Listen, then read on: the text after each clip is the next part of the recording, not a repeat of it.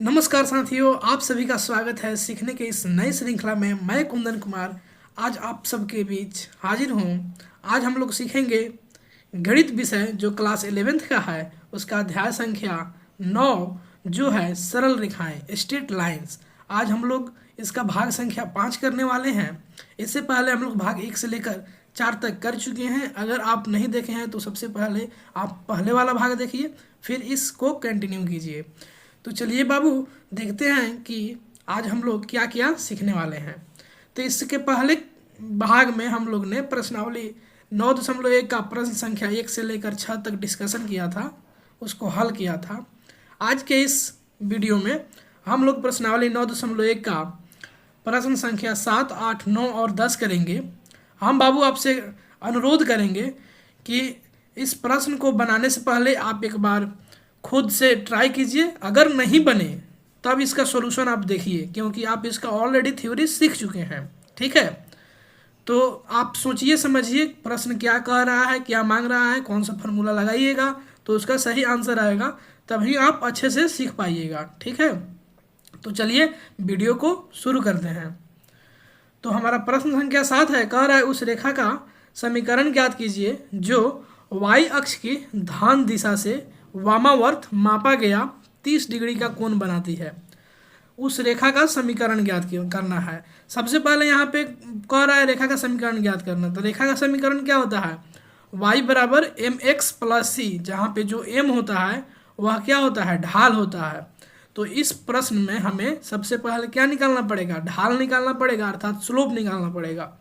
और स्लोप निकालने के लिए यहाँ पे तो कोई बिंदु दिया गया नहीं है, यहाँ पे थीटा दिया हुआ है और थीटा वो भी बता रहा है y अक्ष की धन दिशा से वामावर्त, अर्थात जिस दिशा में घड़ी घूमती है उस दिशा के विपरीत दिशा में, अर्थात ऐसे। ठीक है, तो इसी दिशा में 30 डिग्री का कोण बना रहा है। तो थीटा का वैल्यू कितना हो जाएगा? तो ये y अक्ष से 30 डिग्री का कोण बना रहा है। तो जब हम थीटा का वैल्यू देखते हैं, अर्थात झुकाव देखते हैं, वो तो x अक्ष से देखते हैं, तो वह कितना हो जाएगा? हमारा ए y अक्ष है, ए वाला हमारा x अक्ष है। तो यहाँ पे बना रहा है कितना डिग्री का कोण?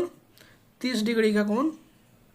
ठीक है, ये 30 डिग्री का कोण बना रहा है y अक्ष से, ई वाला लाइन। ठीक है, यही तो प्रश्न में कह रहा है। लेकिन जब हम इसका झुकाव देखेंगे तो x अक्ष से देखते हैं, तो यहाँ पे 90 डिग्री है और ये 30 डिग्री है, अर्थात जो x अक्ष से जो झुकाव होगा वह 90 प्लस 30 अर्थात 120 डिग्री का झुकाव होगा। ठीक है, जब हम इसका ढाल निकालेंगे स्लोप, तो वह कितना होगा? tan 120 degree. और याद कीजिए बाबू पहले के अध्याय से कि tan 120 डिग्री का वैल्यू कितना होता है। जो tan 120 डिग्री का वैल्यू होता है वह होता है -√3। ठीक है, तो यहीं पे देखिए वैसे ही सेम फिगर बनाएंगे हम। और देखिए, और यह जो रेखा है वह किससे भी जा रहा है? मूल बिंदु से भी जा रहा है। ये जो रेखा है मूल बिंदु से जा रहा है। तो हमारे पास एक एवीएम फार्मूला लगा सकते हैं, y माइनस y1 बराबर m into x minus x1। इस फार्मूला से भी बन सकता है। तो देखिए जो हमारा OPA लाइन है, इसका जो इक्वेशन होगा वह कितना हो जाएगा? y घटाओ 0, अर्थात y1 का वैल्यू 0 है तो 0 रख दिए, बराबर m का वैल्यू हम निकाले -√3, तो -√3 रख दिए, और x तो x ही है, और -x1, और x1 का जो वैल्यू है वह 0 है। जब इसको हल करेंगे तो यह आ जाएगा y बराबर -√3x। ठीक है, तो ये हमारा क्या हो जाएगा? सही आंसर हो जाएगा। चलिए अब हम आगे के प्रश्न को देखते हैं। प्रश्न संख्या 8 है, जो कह रहा है x का वह मान ज्ञात कीजिए जिसके लिए बिंदु x, -1, 2, 1 और 4, 5 संरेखा है। ये तो बहुत आसान है, आप अपने से ट्राई कीजिए, बन जाना चाहिए। तो चलिए हम इसको अपने से देखते हैं कैसे बनेगा। तो कह रहा है x का मान ज्ञात कीजिए। ये 3 बिंदु हैं जो संरेखा हैं, और संरेख की क्या हम लोग कंडीशन पढ़े थे? अगर एक ही रेखा पर कोई 3 बिंदु हैं, मान लेते हैं A, B और C, तो इसमें क्या हम लोग शर्त देखे थे? अगर यह संरेख होगा तो जो AB का ढाल होगा उतना ही होगा BC का ढाल, दोनों बराबर होगा। तो सबसे पहले हम मान लेते हैं पहले वाला को A, दूसरे वाले को B और तीसरे वाले को C। तो सबसे पहले इसमें हम AB का ढाल निकालेंगे, फिर BC का ढाल निकालेंगे। ठीक है, और दोनों को बराबर कर देंगे तो जो हमारा x का वैल्यू है वह निकल कर आ जाएगा। तो देखिए ऐसे ही सेम किया गया है।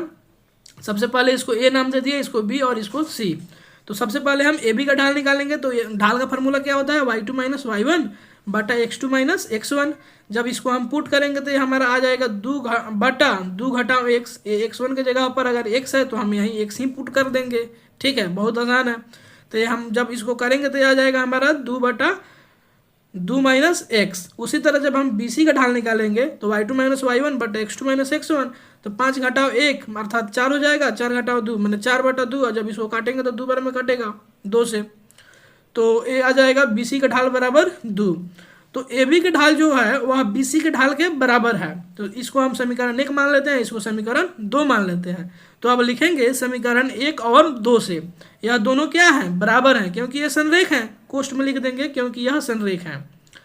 अब आगे देखिए, जब इसको बराबर करेंगे तो 2 बटा 2 माइनस एक्स, ये 2 ऊपर है, इधर भी 2 ऊपर है, तो 2 से 2 कट जाएगा। तो ये आएगा 1 बराबर 2 माइनस एक्स। और जब x को इधर लाएंगे और 2 को इधर भेजेंगे तो ये हो जाएगा हमारा x बराबर 1। ये तो सिंपल इक्वेशन है।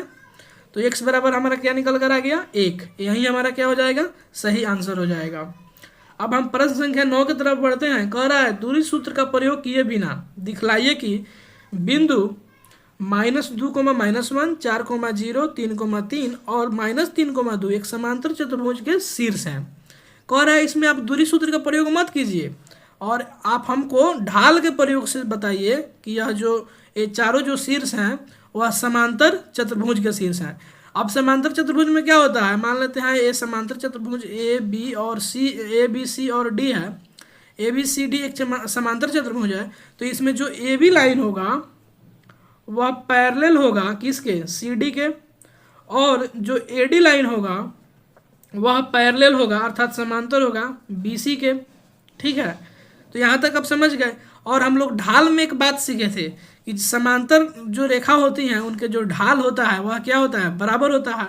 तो हम क्या करेंगे, सबसे पहले ए बी का ढाल निकालेंगे, फिर सी डी का ढाल निकालेंगे, फिर देखेंगे कि बराबर है कि नहीं है, फिर हम ए डी का ढाल निकालेंगे और फिर बी सी का ढाल निकालेंगे और देखेंगे ये दोनों ढाल बराबर है कि नहीं है। अगर बराबर आ जाता है तो हम कह पाएंगे कि यह जो चतुर्भुज है वह किस प्रकार का चतुर्भुज है, समांतर चतुर्भुज है।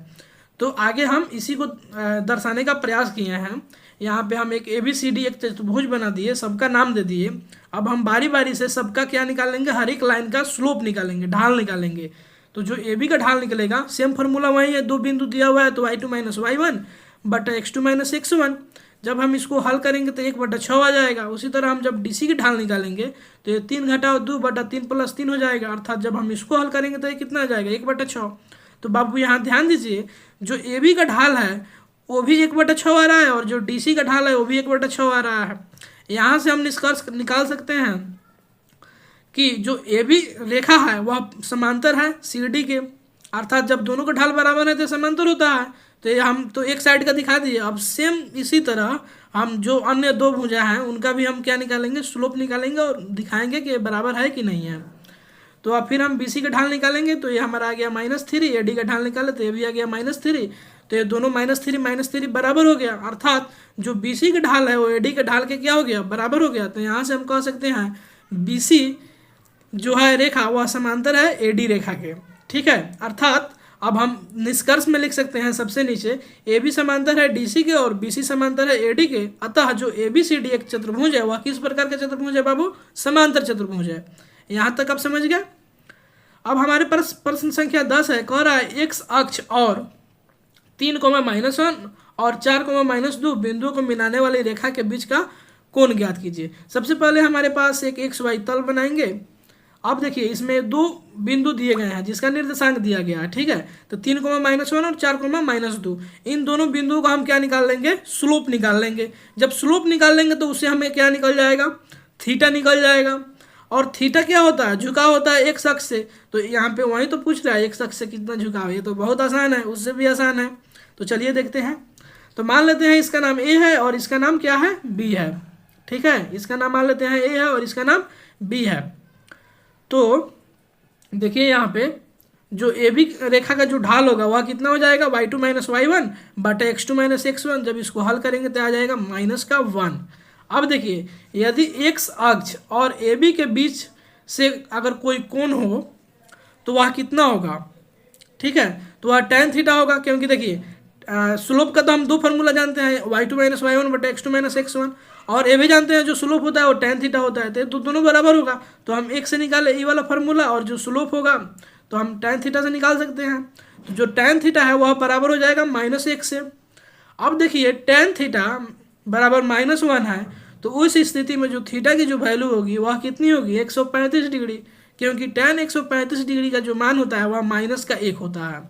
इस प्रकार हम कह सकते हैं थीटा बराबर कितना होगा, 135 डिग्री।